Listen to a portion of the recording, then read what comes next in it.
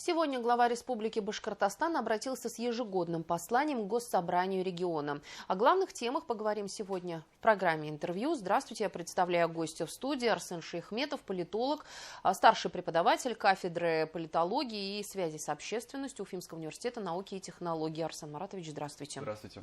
Вы впервые присутствовали на послании именно непосредственно на месте его проведения. Расскажите, какое впечатление оставило послание? Послание прошло в достаточно традиционном формате. Единственное, пожалуй, первое послание Ради Хабирова несколько отличалось. Оно проходило в Конгресс-холле. Нынешнее послание, как и все предыдущие, проходили в здании Госсобрания Курултая Республики Башкортостан.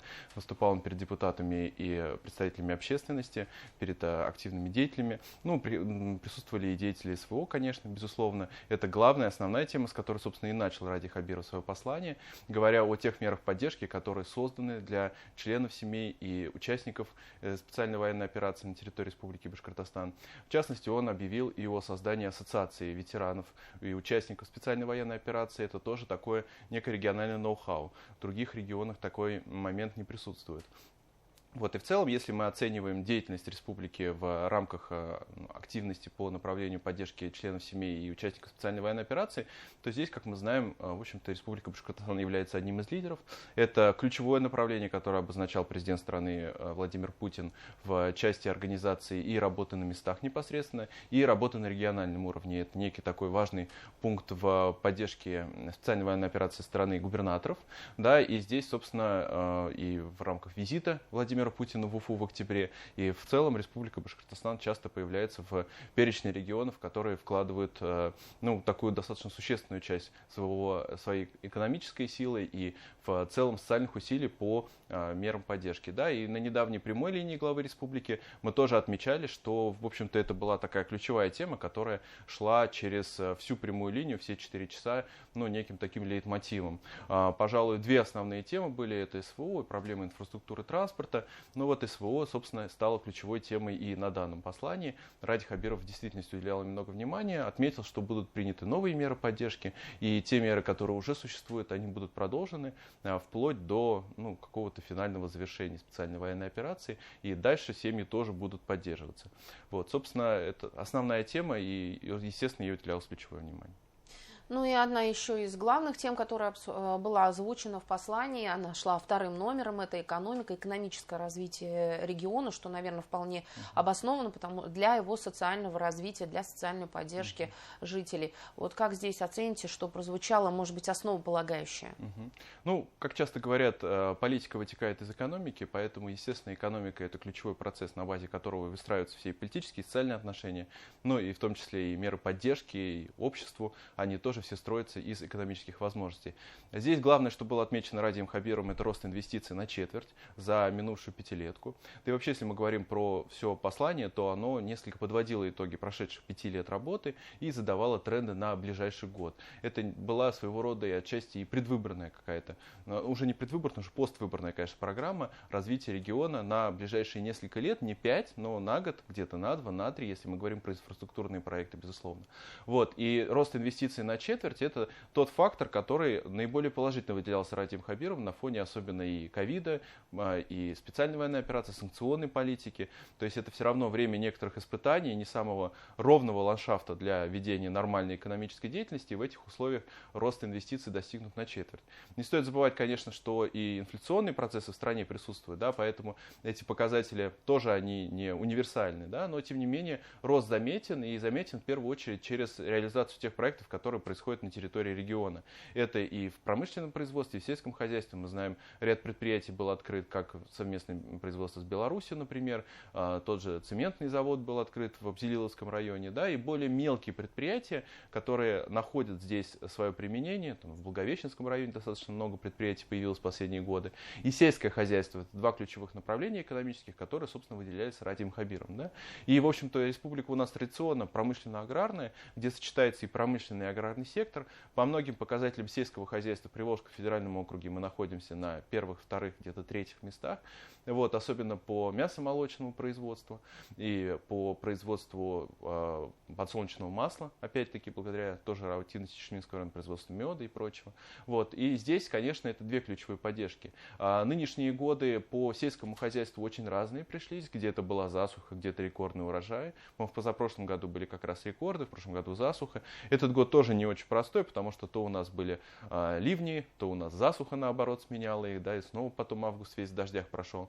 Вот, поэтому показатели по сельскому хозяйству по этому году не такие впечатляющие, как, может быть, последние годы, но, тем не менее, Ради Хабиров останавливался на инфраструктурных моментах в части закупки техники, в части организации подкормки и завоза вот различного рода, и, кстати говоря, импортозамещения различного рода удобрений, потому что не секрет, что удобрение — это как раз та вещь, которая завозилась из-за рубежа.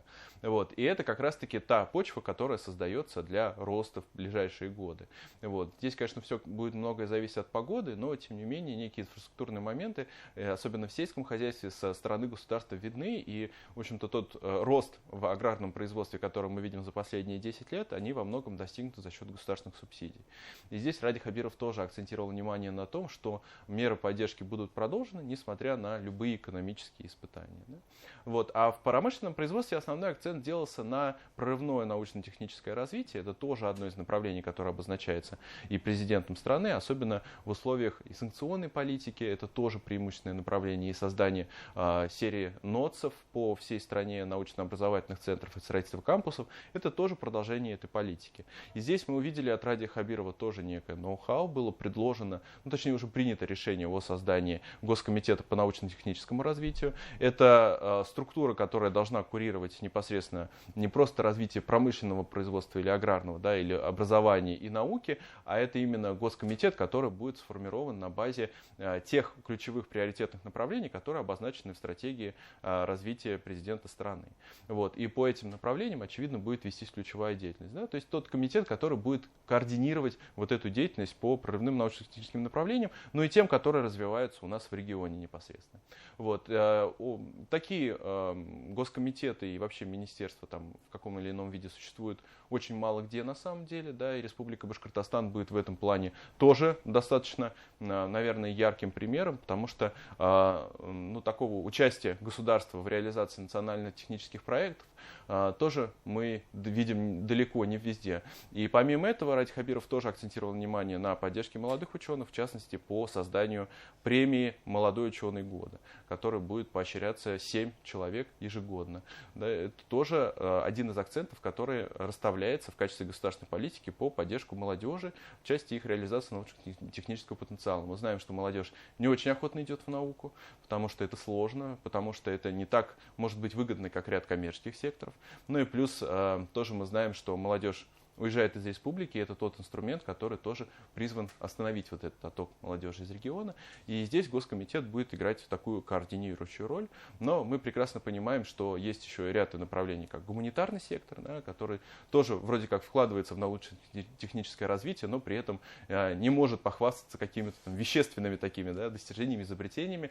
Но по этому тоже ведется отдельная работа. С этого года в НОЦ Евразийском тоже должен появиться отдельный гуманитарный блок, который призван развивать и социокреативные индустрии, и поддерживать национальные языки в частности, то есть заниматься тем, что делает нашу республику такой многообразной. Также в своем послании Ради Фаритович проговорил несколько новых мер социальной поддержки, вот в частности усилить именно помочь педагогам. Вот что бы отметили, может быть, такое основополагающее и насколько это актуально?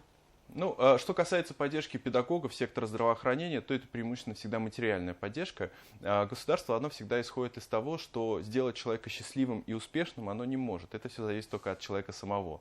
А вот обеспечить ему достойные условия труда, обеспечить ему вот эту материальную составляющую, чтобы у него была база для развития личностного, это, собственно, и есть задача государства. Поэтому государство, как правило, базируется на материальной поддержке. И здесь мы знаем ряд программ, как сельский врач, там, сельский учитель, по поддержке педагогов, педагогов. Мы знаем, что в последние годы активно проводился и капитальный ремонт школ и учреждений среднеспециального образования. Вот. И здесь тоже было объявлено о том, что теперь будут создаваться и ремонтироваться заведения а-ля вот школы искусств, как было раньше. Да? То есть вот детская подготовительная сфера непосредственно будет ей уделяться большое внимание. И здесь мы знаем, что педагоги, которые работают с детьми, они, как правило, такие вот наименее защищенные, потому что все-таки это труд такой достаточно сложный с ребятами, но сфера не такая денежная. Здесь инвестора привлечь сложно и привлечь какие-то внегосударственные субсидии, поэтому акцент государства именно на поддержку вот этих вот малообеспеченных, для того, чтобы эта сфера тоже не затухала, как это произошло отчасти в 90-е годы и в начале нулевых, когда отток произошел педагогов из этой среды, вот, а для того, чтобы у людей тоже была материальная заинтересованность приходить в эту сферу. Но здесь тоже нужно понимать, что помочь всем и раздать, грубо говоря, какие-то субсидии, там, надбавки, это сложно и, наверное, не очень правильно. Это все-таки такая больше грантовая история, которая направлена на поддержку людей, у которых есть какие-то достижения, или когда они могут предложить какие-то интересные проекты. Да? В этой части мы говорим уже о таком бонусе каком-то за свою творческую деятельность. Ну, если резюмировать именно послание, мы с вами, конечно, не все темы затронули, но вот такой вот ряд ключевых. Какой бы вывод сделали? На что оно направлено? Послание в первую очередь всегда расставляет акценты о государственной политике как минимум на ближайший год. Бывает и на несколько лет, если мы говорим о крупных инфраструктурных проектах. Вот Ради Хабиров в частности останавливался на том, что будет начата работа по строительству мостов через реки в сквере улицы Интернациональной и в Кузнецовском затоне. Это все-таки проекты на ближайшие годы. Вот. А если мы говорим про 2025 год, то здесь расставляются акценты, показываются приоритеты государственной политики. Собственно, по структуре послания тоже можно выделить, какие темы идут первые в блоке. Они, как правило, самые важные, на них делается акцент. Вот в нижней части, так сказать, послания, как правило, закладываются смысловые идеи. То есть то, что будет формировать смыслы, общественно-политическое развитие, в частности, на ближайшие годы. В частности, отмечено было и про 80-летие Победы, которое предстоит на следующий год. Вот, поэтому в этой структуре послания, как правило, мы видим приоритеты, акценты и те основные направления государственной политики, которые будут реализовываться. И плюс здесь расставляется и ряд тоже приоритетов по развитию сфер и конкретных направлений. Предлагаются проекты, обозначаются уже какие-то принятые решения, как было в Госкомитетом в частности.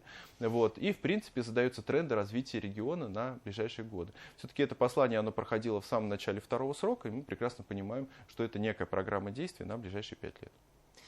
Арсен Маратович, спасибо огромное, что пришли сегодня к нам в студию, поделились своими впечатлениями, своим мнением. Спасибо. Спасибо. Это была программа «Интервью», и сегодня мы говорили о послании Ради Хабирова к Госсобранию Республики Башкортостан. Спасибо, что были с нами.